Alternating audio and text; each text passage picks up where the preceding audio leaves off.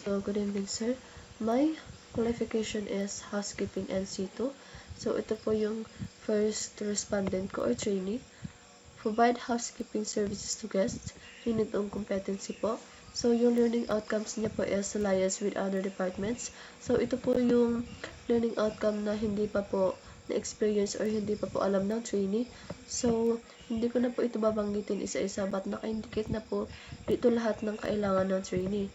So, next unit of competency po is provide valet butler service. So, yung learning outcomes niya po is provide valet services to guests.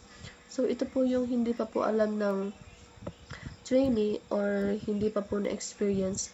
So, naka-indicate na po dito lahat ng kailangan. So, the next learning outcomes po na hindi pa po na-experience or hindi pa po niya alam is display professional valet standard.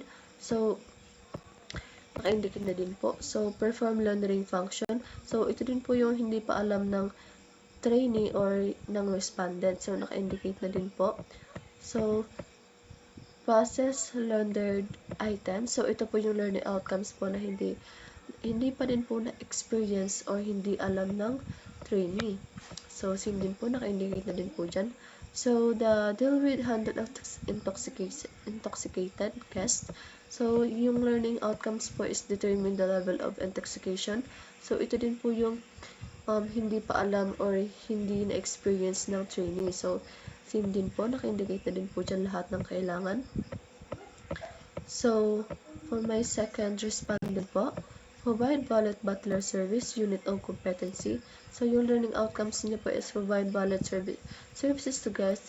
So, same din po, ito din po yung hindi pa na-experience or hindi pa alam ng trainee. So, same din po, naka-indicate na din po dito lahat ng kailangan ng trainee. So, sa third respondent ko po is provide valet butler service.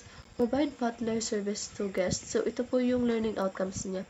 And, naka-indicate na din po dito lahat ng kailangan niya. So, the second learning outcomes po is display professional valet standard.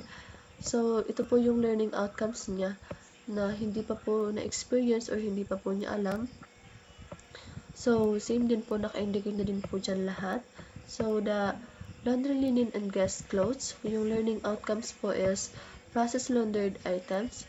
So, ito po yung hindi pa na-experience and hindi pa po alam ng trainee. So, ito po yung mga kailangan ng trainee and in-indicate ko na din po dyan.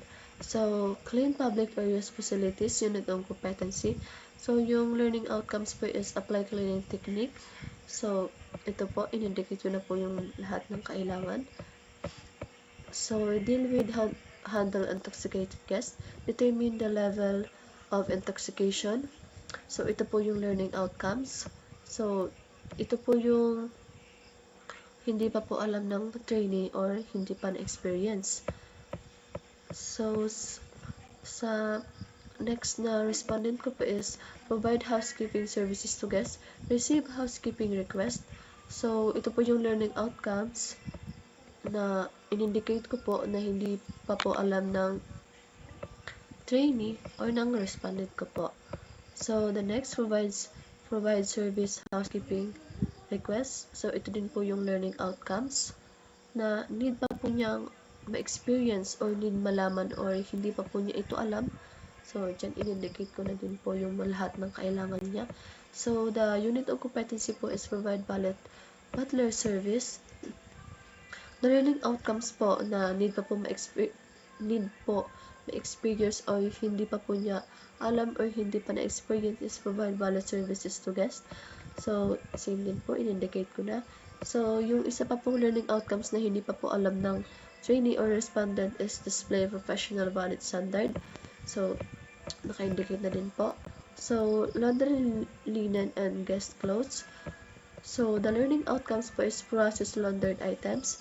So, ito po yung learning outcomes na hindi pa po alam ng trainee or hindi pa na-experience. So, the next unit of competency po is clean public areas, facilities, and equipment. So, yung learning outcomes po is apply cleaning technique. So, ito po, same din po, ito po yung hindi pa po alam or hindi pa na-experience ng trainee. So, deal with handle intoxicated guests. So, yung learning outcomes po is determine the level of intoxication. So, ito pa po yung hindi pa na-experience or hindi niya alam na learning outcomes. So, the next respondent po is provide advice to guests. So, ito po yung learning outcomes po na need pa po ma-experience or hindi pa po niya to alam, and in-indicate ko na din po dito lahat ng need ng trainee. So, liaise with other departments. Yung learning outcomes po is liaise with other departments. So, ito din po yung hindi pa alam ng trainee.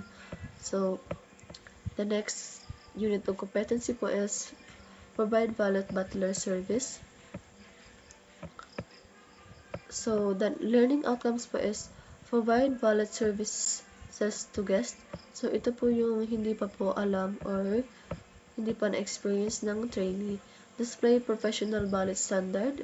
So, same din po, hindi pa po alam ng trainee. So, deal with handle intoxicated guests.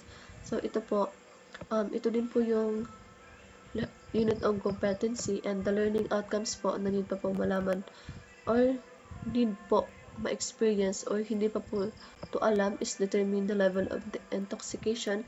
Is ito din po yung in-indicate ko na po dyan lahat ng kailangan. So, dito po, in-indicate ko po dito yung TNA for 1.1 ko po is ito po siya. Hindi ko na po siya babasahin, but ito po lahat ng TNA Form 1.2, and of course ito po yung TNA Form 1.3. So that's all po sir, thank you po.